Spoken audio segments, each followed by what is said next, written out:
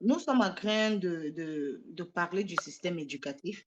On ne va pas oublier qu'il y a un élément premier qui fait partie du système éducatif. Ce sont ceux-là qui dispensent, euh, comment je vais dire, tout ce qui tourne dans ce système-là.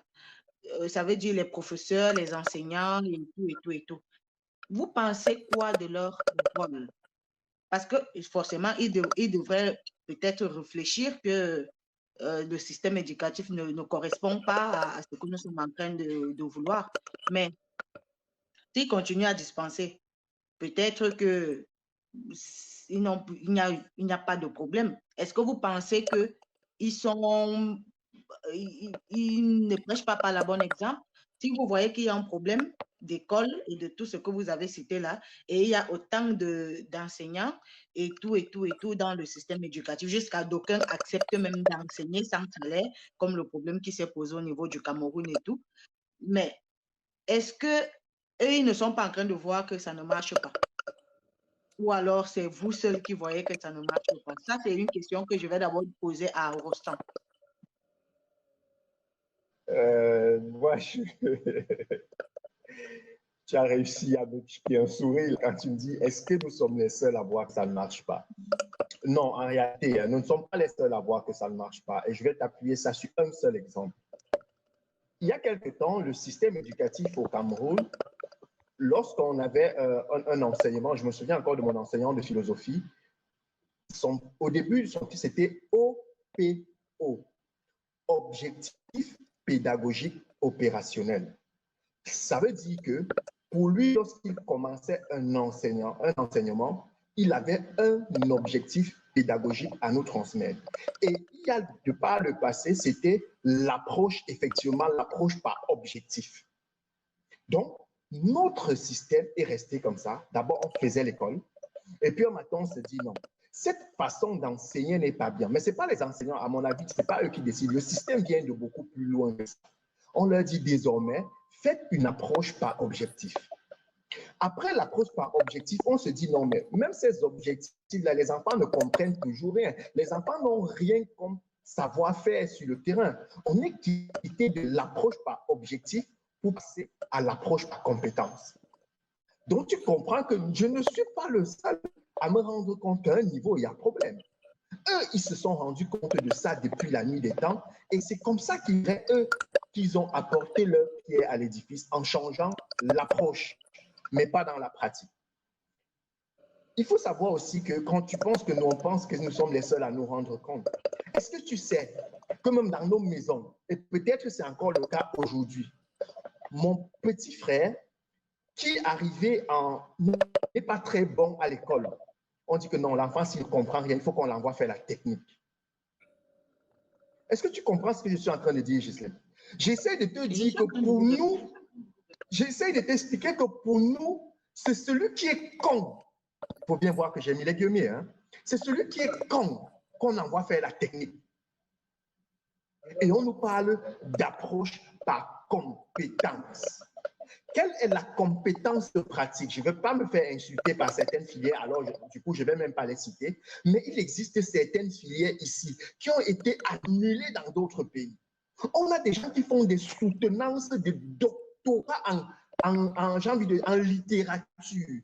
En plus, c'est quoi? C'est de la littérature française du 21e siècle. Permettez-moi de réfléchir. Qu'est-ce que ça peut nous apporter concrètement? Quelqu'un qui fait un doctorat sur la littérature française des années 80 ou je ne sais pas quoi, mais c'est pour résoudre quel problème pratique au Cameroun, prendre le cas du Cameroun et en Afrique de manière générale. Non, eux-mêmes, ils sont en train de nous mener en bateau. Nous n'avons aucune prétention de penser que nous sommes les seuls qui voyons ce qui se passe. Non, bien après. Aujourd'hui, ce n'est plus les cancres qui vont faire la technique. Aujourd'hui, il y a davantage de lycées et de collèges techniques qui sont créés. Aujourd'hui, et je vais te surprendre, il y a des cours d'entrepreneuriat dans les universités, ce qu'il n'y avait pas dans le passé.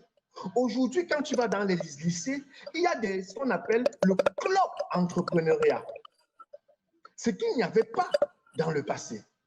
Donc, tu comprends qu'eux-mêmes, ils se sont rendus compte qu'il y a un problème quelque part. Le eux auquel je fais allusion, je parle au système politique. Je parle du système politique de manière générale.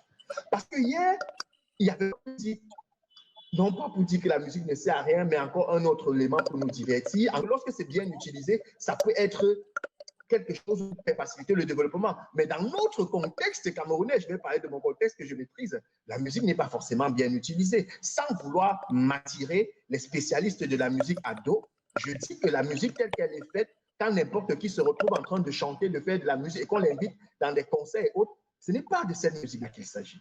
Donc, tu comprends que hier encore, on devait avoir le club ceci, le club cela, le club théâtre, le club... Mais ils se sont dit aujourd'hui qu'on peut mettre sur pied le club entrepreneurial. C'est parce qu'ils ont qu'à un moment donné, il faut apporter de la valeur.